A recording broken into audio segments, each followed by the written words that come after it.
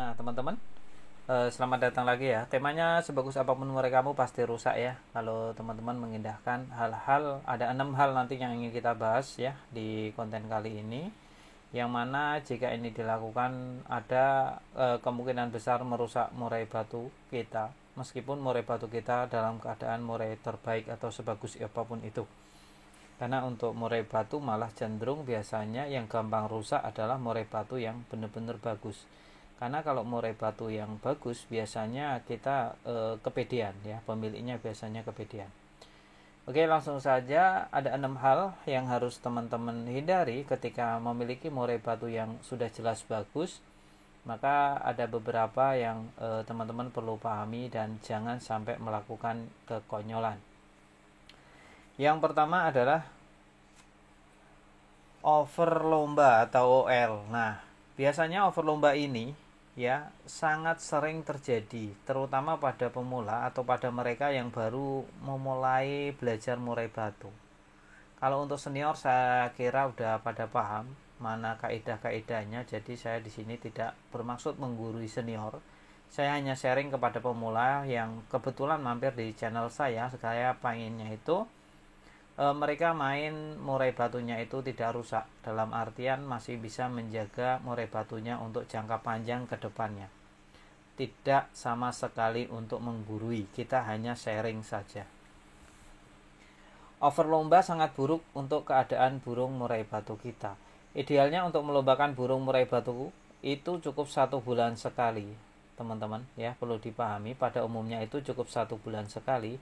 Jadi jangan sampai ya mentang-mentang wah lagi enak nih, kapan lagi enak kapan lagi. Nah, kata-kata inilah yang nanti akan kedoktrin ke otak kita, mencuci otak kita, kapan lagi, dan akhirnya kita ngeber murai batunya yang ujung-ujungnya murai batu teman-teman nanti akan menjadi sampah ya, dalam artian rusak yang tidak bisa kita andalkan lagi untuk memenangkan di setiap kontesnya. Karena di sini saya pengennya siapapun yang sudah subscribe channel ini, saya pengen murai batunya itu menjadi murai batu benar-benar petarung. Dia hanya berangkat lomba ketika dia yakin akan menang, yakin akan bawa pulang trofi ya. Karena untuk melombakan burung murai batu sangat mahal sekali, harus kita tukar. Ada waktu ya, waktu yang tidak akan pernah kembali, perlu dicatat untuk teman-teman. Jadi kalau kita berangkat lomba dan kalah, wah itu waktunya sudah kebuang dan rugi. Rugi apa? Tadi rugi waktu yang tidak akan pernah kembali. Kalau mungkin rugi duit tiketnya mungkin masih bisa dicari di lain waktu. Tapi kalau soal waktu, waduh, nggak ada yang bisa mengembalikan waktu meskipun mereka orang paling kaya di dunia sekalipun. Nah, ini perlu dicatat. Terus momen. Momen seharusnya kita ada di sekeliling keluarga ya, pencengkrama ya, saling sapa. Kita malah kadang egois ya, melombakan burung murai batu bahkan sampai keluar kota. Nah, ini adalah momen-momen seperti ini yang seharusnya ditebus dengan kemenangan. Jangan sampai kita berangkat lomba hanya sekedar berangkat ya. Ngapain buang-buang tenaga, waktu, biaya, pikiran ya. Karena untuk merawat murai batu juga tidak gampang. Selain harian harus konsisten, juga benar-benar murai batunya disiapkan mental atau terahan yang bagus. Yang kedua ada ego ambisi.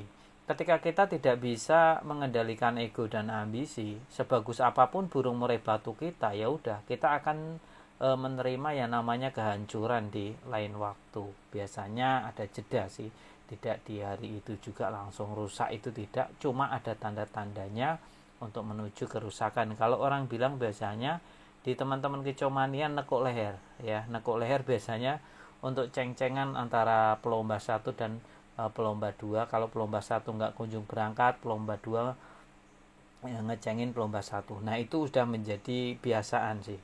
Maksudnya begini teman-teman, saya tidak mau ya yang subscribe saya itu hanya sekedar melombakan burung murai batu tanpa tujuan atau arah yang jelas, karena akan membuang-buang waktu, sayang sekali ya. Jangan hanya yang penting ngopi, yang penting kumpul, wah itu bullshit itu ya. Jarang sekali yang benar-benar seperti itu. Biasanya orang yang seperti itu malah kalau kalah malah dia tidak terima. Ya biasanya seperti itu, nanti gerundel di belakang. Beda dengan kalau saya berangkat ya. Kalau memang burungnya kurang bagus ya kita akui memang kurang bagus. Kalau burung kita tidak masuk ya kemungkinan juri lebih jeli melihat burung murai batu yang lain memang jauh lebih bagus. Nah itu kita harus belajar legowo.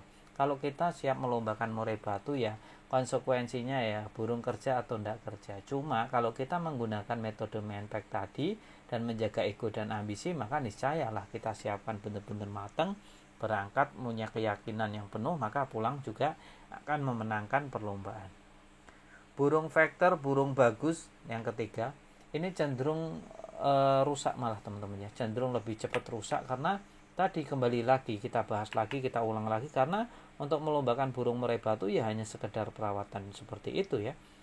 Jadi kalau untuk burung semakin bagus, kita ego kita, ambisi kita itu akan tidak terkendali malah. Wah burungnya masih bagus ini, mumpung renyah, mumpung enak, tadi kata-kata mumpung lagi. Nah itu kita biasanya karena tertipu dengan burung vektor, burung bagus tadi.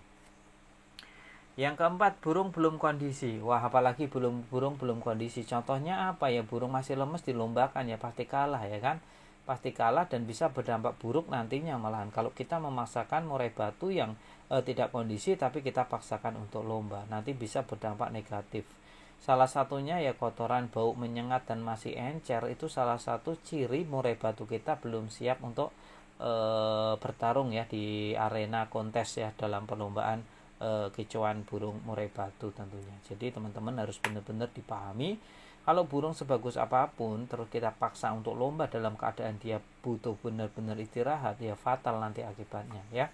Tidak hanya kalah di saat itu, tapi untuk jangka panjangnya juga berimpact atau berdampak buruk. Terus murai batu idealnya dilombakan itu 1 bulan cukup sekali saja. Nanti ada recovery factor, ada recovery tenaga, ada recovery pemasteran, ada recovery untuk masa jeda, sehingga nanti di setiap perlombaan sebulan sekali kita harapkan langsung jeder ya. Untuk perawatan yang penting konsisten, nggak bisa asal-asalan ya untuk murai batunya. Terus yang kelima, bulu basah. Nah ini apalagi burung murai batu yang baru mabung nih, biasanya bulunya basah itu lagi enak-enaknya di rumah. Dia sering bongkar-bongkar materi, nggak karu-karuan ya. Wah ini cenderung cepat merusak burung murai batu. Jadi teman-teman harus paham, harus benar-benar menghindarkan hal-hal yang demikian, karena ini bisa berimpact buruk pada burung murai batu teman-teman. Burungnya biarkanlah ada jeda setelah mentok nih, seumpama mentok tanggal 31 Desember, maka tanggal Januari full itu jangan pernah dilombakan. Teman-teman bisa melombakan di bulan Februari atau bulan Maret. Semakin ada jeda semakin bagus, minimal 1 bulan lah itu kalau memang enggak. Tapi mentoknya bisa dipastikan di Desember. Nanti untuk Januari benar-benar pemasteran sama pengondisian seperti jemur, umbar ya, seperti itu, ada sauna juga dikenalin agar ada tenaga dan lendir-lendir yang di dalam tubuhnya juga hilang. Terus yang keenam, hal yang terakhir adalah burung dokor. Nah, apalagi burung dokor. Burung dokor dilombakan banyak ya mereka, tapi ini bisa berdampak buruk sekali. Nanti burungnya malah rusak, cacat ya, malah tidak bisa dikembalikan lagi ke titik on fire-nya. Nah itu ya teman-teman ya, tentang 6 hal yang sebagus apapun burung murai batu teman-teman pasti rusak ya. Kita masuk ke penutup.